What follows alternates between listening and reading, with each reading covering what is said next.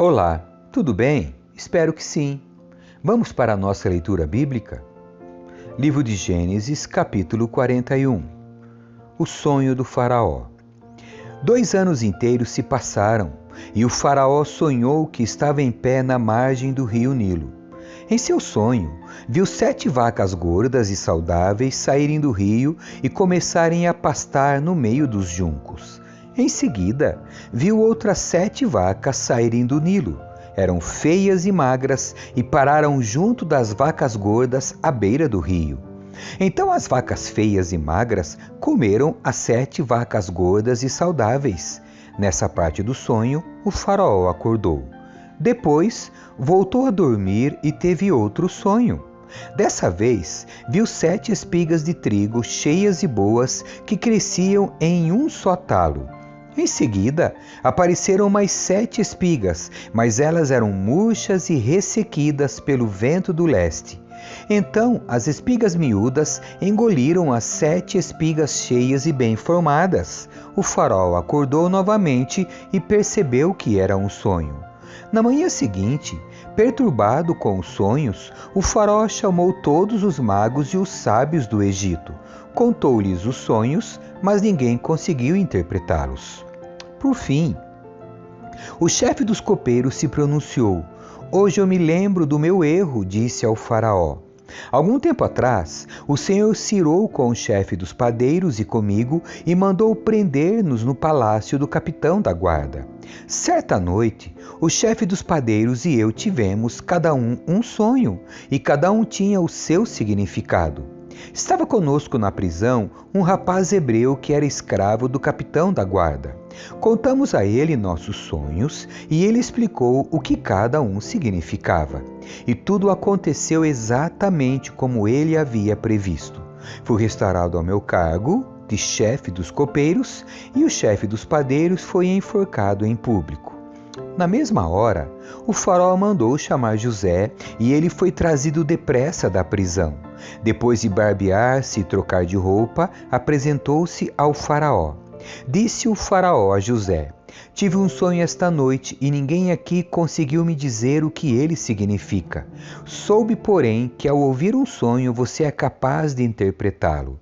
José respondeu: esta capacidade não está em minhas mãos, mas Deus pode revelar o significado ao faraó e acalmá-lo.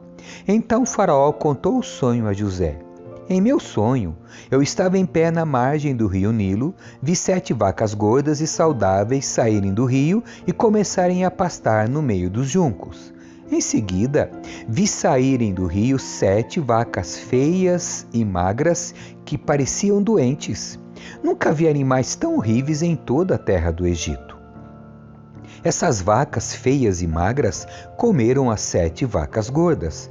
Contudo, não parecia que haviam acabado de comer as outras vacas, pois continuavam tão magras e feias quanto antes. Então acordei.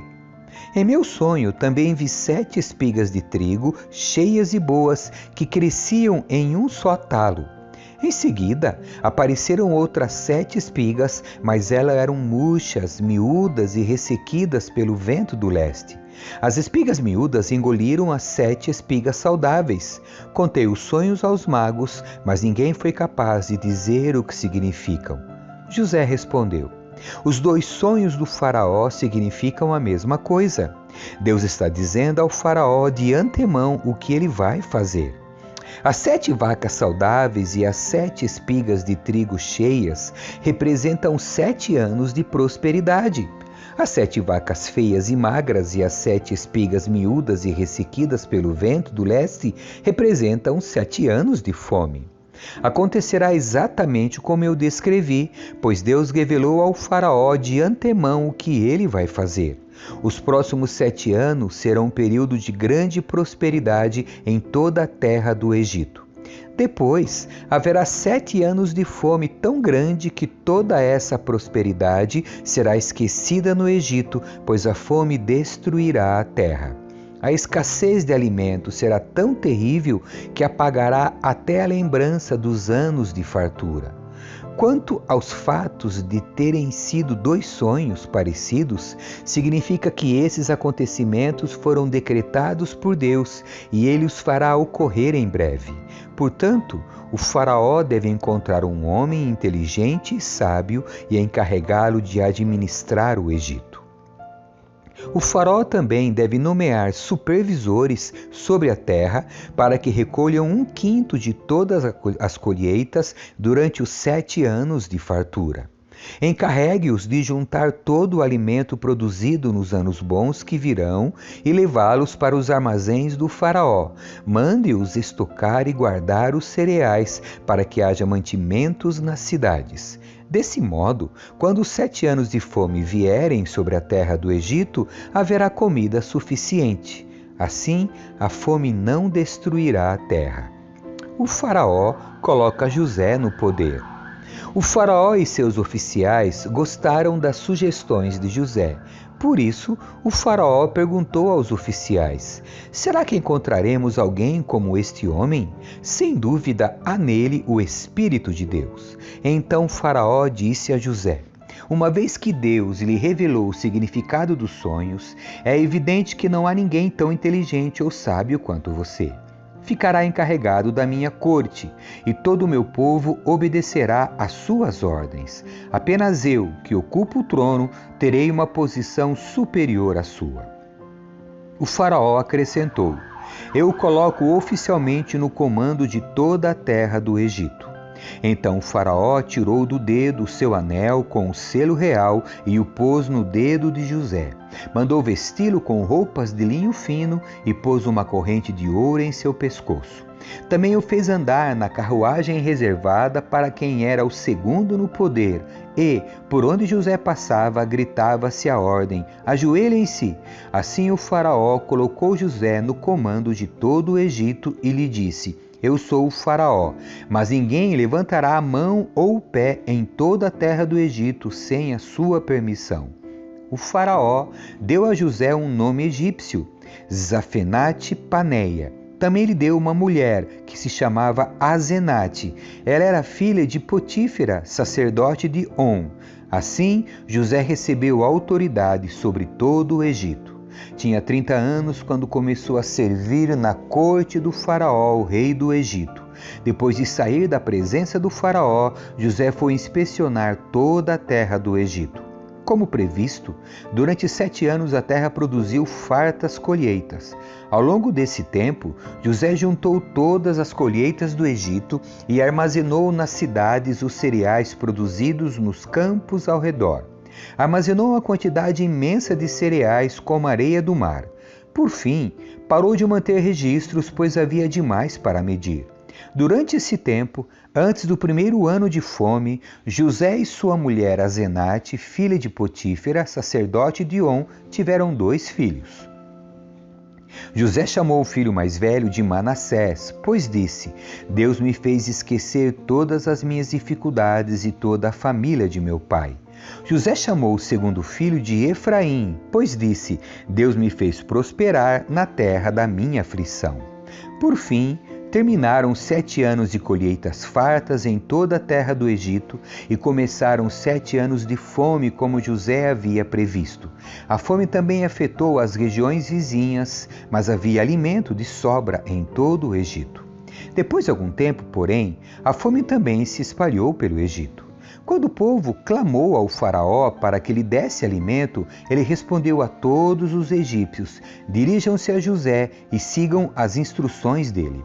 Quando faltou alimento em toda parte, José mandou abrir os armazéns e vendeu cereais aos egípcios, pois a fome era terrível em toda a terra do Egito. Gente de todos os lugares ia ao Egito comprar cereais de José, pois a fome era terrível no mundo inteiro. Capítulo 42. Os irmãos de José vão ao Egito. Quando Jacó soube que no Egito havia cereais, disse a seus filhos: por que vocês estão aí parados olhando uns para os outros? Ouvi dizer que há cereais no Egito.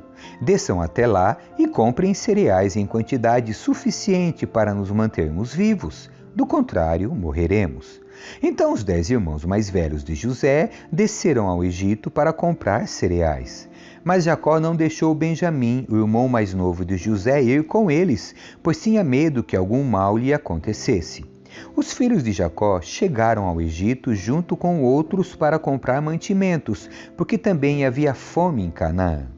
Uma vez que José era governador do Egito e o encarregado de vender cereais a todos, foi a ele que seus irmãos se dirigiram. Quando chegaram, curvaram-se diante dele com o rosto no chão. José reconheceu os irmãos de imediato, mas fingiu não saber quem eram e lhes perguntou com aspereza: "De onde vocês vêm?" "Da terra de Canaã", responderam eles. "Viemos comprar mantimento." Embora José tivesse reconhecido seus irmãos, eles não o reconheceram.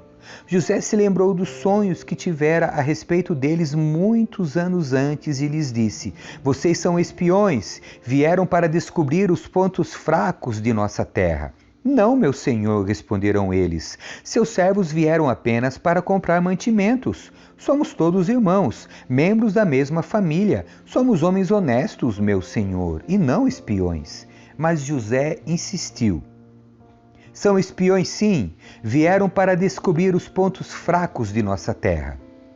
Eles disseram: "Senhor, na verdade, nós, seus servos, éramos 12 irmãos, todos filhos de um homem que vive na terra de Canaã. Nosso irmão mais novo está na casa com o pai, e um de nossos irmãos já não está conosco." José, porém, continuou a insistir: "Como eu disse, vocês são espiões. Mas há uma forma de verificar sua história. Juro pela vida do faraó que vocês só deixarão o Egito quando seu irmão mais novo vier para cá. Um de vocês deve buscá-lo, os outros ficarão presos aqui. Então veremos se sua história é verdadeira ou não. Pela vida do faraó, se não tiverem um irmão mais novo, saberei com certeza que são espiões." Então José os colocou na prisão por 3 dias. No terceiro dia, José lhes disse: "Sou um homem temente a Deus. Façam o que direi e viverão. Se são mesmo homens honestos, escolha um de seus irmãos para continuar preso. Os demais podem voltar para casa com os cereais para seus parentes que estão passando fome. Tragam-me, porém, seu irmão mais novo. Com isso, provarão que estão dizendo a verdade e não morrerão." Eles concordaram e, conversando entre si, disseram: "É evidente que estamos sendo castigados por aquilo que fizemos a José tanto tempo atrás. Vimos sua angústia quando ele implorou por sua vida, mas nós o ignoramos. Por isso estamos nessa situação difícil." Rúben disse: Não lhes falei que não pecassem contra o rapaz, mas vocês não quiseram me ouvir. Agora temos de prestar contas pelo sangue dele."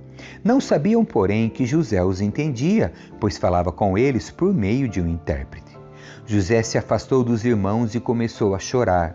Quando se recompôs, voltou a falar com eles. Escolheu Simeão e mandou amarrá-lo diante dos demais.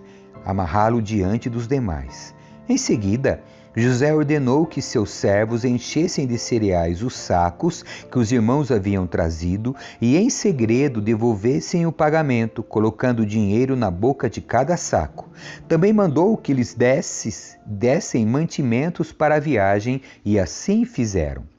Os irmãos colocaram os sacos de cereal sobre seus jumentos e partiram de volta para casa. Contudo, quando um deles abriu a bagagem a fim de pegar cereal para seu jumento, encontrou dinheiro na boca do saco. "Vejam só", exclamou para seus irmãos, "devolveram meu dinheiro, está aqui no saco." O coração deles desfaleceu e, tremendo, disseram uns aos outros: "O que Deus fez conosco?" Quando os irmãos chegaram à casa de Jacó, seu pai, na terra de Canaã, relataram-lhe tudo o que havia acontecido com eles. E disseram: "O homem que governa o país falou conosco asperamente e nos acusou de sermos espiões em sua terra, mas nós lhe garantimos, somos homens honestos e não espiões. Somos 12 irmãos, filhos do mesmo pai. Um de nossos irmãos já não está conosco, e o mais novo está em casa com nosso pai, na terra de Canaã." Então o homem que governa o país disse: saberei com certeza se vocês são homens honestos da seguinte forma: deixem um de seus irmãos comigo e voltem para casa levando os cereais para seus parentes que estão passando fome. Tragam-me, porém, seu irmão mais novo, e saberei que são homens honestos e não espiões. Então eu lhes devolverei seu irmão, e vocês poderão negociar livremente nesta terra. Ao esvaziarem os sacos, viram que dentro de cada um havia uma bolsa com o dinheiro do pagamento pelos cereais. Os irmãos e o pai ficaram apavorados quando viram as bolsas de dinheiro. Jacó disse: vocês estão tirando meus filhos de mim. José se foi, Simeão não está aqui, e agora querem levar Benjamim também. Tudo está contra mim. Então Rúben disse ao pai: se eu não trouxer Benjamim de volta, o Senhor pode matar meus 2 filhos. Eu me responsabilizo por ele e prometo trazê-lo de volta. Jacó, porém, respondeu: meu filho não descerá com vocês. Seu irmão José morreu, e Benjamim é tudo que me resta. Se alguma coisa acontecesse com ele na viagem, vocês me mandariam, velho e infeliz, para a sepultura. Capítulo 43. Os irmãos voltam ao Egito. A fome se agravou na terra de Canaã. Quando os cereais que eles haviam trazido do Egito estavam para acabar, Jacó disse a seus filhos: voltem e comprem um pouco mais de mantimento para nós. Judá, porém, respondeu: o homem estava falando sério quando nos advertiu: vocês não me verão novamente se não trouxerem seu irmão. Se o Senhor enviar Benjamim conosco, desceremos e compraremos mais mantimento. Mas se não deixar Benjamim ir, nós também não iremos. Lembre-se do que o homem disse: vocês não me verão novamente se não trouxerem seu irmão. Por que vocês foram tão cruéis comigo? Lamentou Jacó. Por que disseram ao homem que tinham outro irmão? Ele fez uma porção de perguntas sobre nossa família, responderam. Quis saber se seu pai ainda está vivo, você tem outro irmão. Nós apenas respondemos as perguntas deles. Como poderíamos imaginar que ele diria: tragam seu irmão?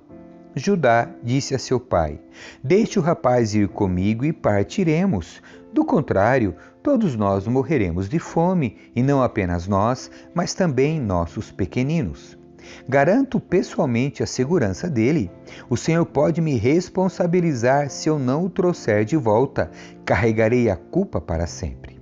Se não tivéssemos perdido todo esse tempo, poderíamos ter ido e voltado 2 vezes.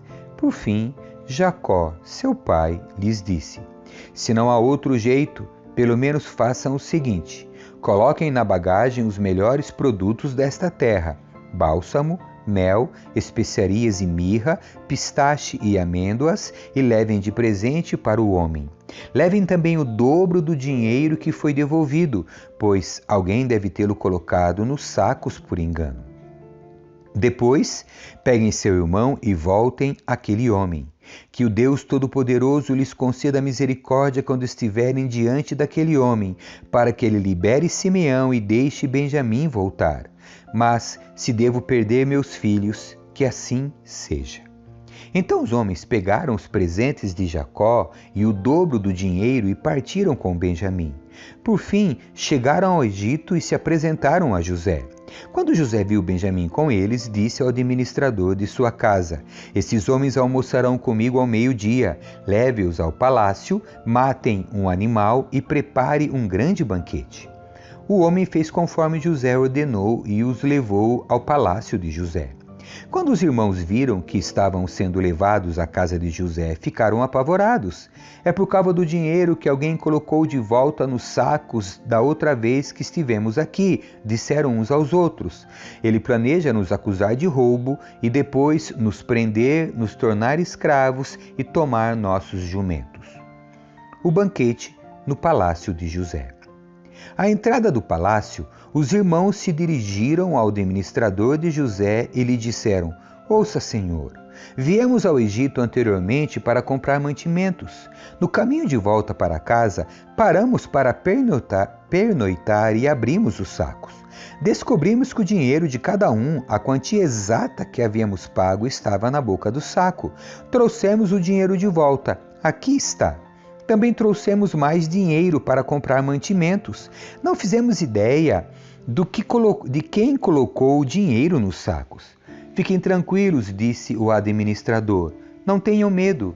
Seu Deus, o Deus de seu pai, deve ter colocado esse tesouro nos sacos. Tenho certeza de que recebi seu pagamento. Depois disso, soltou Simeão e os levou até onde eles estavam. Em seguida, o administrador os conduziu para dentro do palácio de José. Deu-lhes água para lavar os pés e providenciou ração para os seus jumentos. Quando foram avisados que almoçariam lá, os irmãos prepararam os presentes para a chegada de José ao meio-dia. Assim que José chegou em casa, entregaram-lhe os presentes que haviam trazido e curvaram-se até o chão diante dele. Depois de cumprimentá-los, José quis saber: como está seu pai, o senhor idoso do qual me falaram? Ainda está vivo? Sim, responderam eles. Nosso pai, seu servo, ainda está vivo e vai bem. E curvaram-se mais uma vez. Então José olhou para seu irmão Benjamim, o filho de sua mãe, e perguntou: esse é o irmão mais novo de que vocês me falaram? E disse a Benjamim: Deus seja bondoso com você, meu filho. Muito emocionado por causa do irmão, José saiu depressa da sala, foi para o quarto onde chorou. Depois de lavar o rosto, voltou mais controlado e ordenou: tragam a comida. José foi servido em sua própria mesa e seus irmãos em uma mesa separada. Os egípcios que comiam com José, por sua vez, foram servidos em outra mesa, pois os egípcios desprezavam os hebreus e se recusavam a comer com eles. José disse a cada um dos seus irmãos onde deviam sentar-se e, para espanto deles, colocou-os ao redor da mesa em ordem de idade, do mais velho para o mais novo. Mandou encher os pratos deles com comida de sua própria mesa e deram a Benjamim uma porção 5 vezes maior do que a dos outros. Eles comeram e beberam à vontade com José. Capítulo 44. O copo de prata de José. Então José deu a seguinte ordem ao administrador do palácio: coloque nos sacos que eles trouxeram todo o cereal que puderem carregar e coloque o dinheiro de cada um de volta no saco. Depois coloque meu copo de prata na boca do saco de mantimento do mais novo, junto com o dinheiro dele. O administrador fez tudo conforme José ordenou. Assim que amanheceu, os irmãos se levantaram e partiram com os jumentos carregados.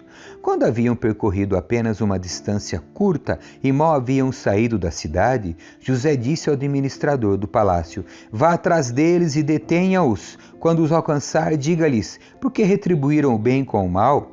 Por que roubaram o copo de prata do meu senhor, que ele usa para prever o futuro? Vocês agiram muito mal. Quando o administrador do palácio alcançou os homens, repetiu para eles as palavras de José. Do que o Senhor está falando? Disseram os irmãos. Somos seus servos e jamais faríamos uma coisa dessas. Por acaso não devolvemos o dinheiro que encontramos nos sacos? Nós o trouxemos de volta da terra de Canaã. Por que roubaríamos ouro ou prata da casa do meu senhor? Se encontrar o copo de prata com um de nós, que morra quem estiver com ele, e nós, os restantes, seremos seus escravos. Sua proposta é justa, respondeu ele, mas apenas aquele que roubou o copo de prata se tornará meu escravo, os outros estarão livres.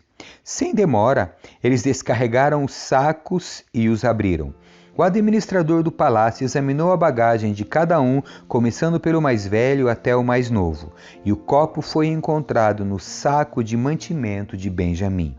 Quando os irmãos viram isso, rasgaram as roupas. Depois colocaram a carga de volta sobre os jumentos e retornaram à cidade. José ainda estava em seu palácio quando Judá e seus irmãos chegaram. Eles se curvaram até o chão diante dele. O que vocês fizeram? Exigiu ele. Não sabem que o homem como eu é capaz de prever o que vai acontecer? Judá respondeu: meu senhor, o que podemos dizer? Que explicação podemos dar? Como podemos provar nossa inocência? Deus está nos castigando por causa da nossa maldade. Todos nós voltamos para ser seus escravos, todos nós. E não apenas nosso irmão com quem foi encontrado o copo de prata. José, no entanto, disse: eu jamais faria uma coisa dessas. Apenas o homem que roubou o copo será meu escravo. Os outros podem voltar em paz para a casa de seu pai. Judá intercede por Benjamim. Então Judá deu um passo à frente e disse: por favor, meu senhor, permita que seu servo lhe diga apenas uma palavra. Peço que não perca a paciência comigo, embora o Senhor seja tão poderoso quanto o próprio Faraó. Meu senhor perguntou a nós, seus servos: vocês têm pai ou irmão? E nós respondemos: sim, meu senhor. Nosso pai é idoso e tem um filho mais novo, nascido em sua velhice. O irmão desse filho, por parte de pai e mãe, morreu.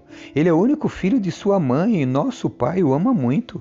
O Senhor nos disse: tragam-no aqui para que eu possa vê-lo com os próprios olhos. E nós respondemos: meu senhor, o rapaz não pode deixar o pai, pois se o fizesse, o pai morreria.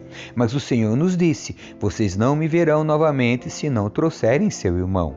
Assim, voltamos para seu servo, nosso pai, e contamos a ele o que o Senhor tinha dito. Passado algum tempo, quando ele disse: voltem e comprem mais mantimentos, nós respondemos: só poderemos voltar se nosso irmão mais novo nos acompanhar. Não teremos como ver o homem outra vez, a menos que nosso irmão mais novo esteja conosco. Então meu pai nos disse: como vocês sabem, minha mulher teve 2 filhos, e um deles foi embora e nunca mais voltou. Sem dúvida, foi despedaçado por algum animal selvagem e eu nunca mais o vi. Se agora vocês levarem de mim o irmão dele e lhe acontecer algum mal, vocês me mandarão velho e infeliz para a sepultura. E agora, meu senhor, não posso voltar para a casa de meu pai sem o rapaz. A vida de nosso pai está ligada à vida do rapaz. Quando ele viu que o rapaz não estava conosco, morrerá. Nós, seus servos, seremos de fato responsáveis por mandar para a sepultura seu servo, nosso pai, em profunda tristeza. Meu senhor, garanti a meu pai que levaria o rapaz de volta. Disse-lhe: se não o trouxer de volta, carregarei a culpa para sempre. Por isso, peço ao Senhor que me permita ficar aqui como escravo no lugar do rapaz e que o deixe voltar com os irmãos dele. Pois como poderei voltar a meu pai sem o rapaz? Não suportaria ver a angústia que isso lhe causaria. Amém. Que Deus abençoe você.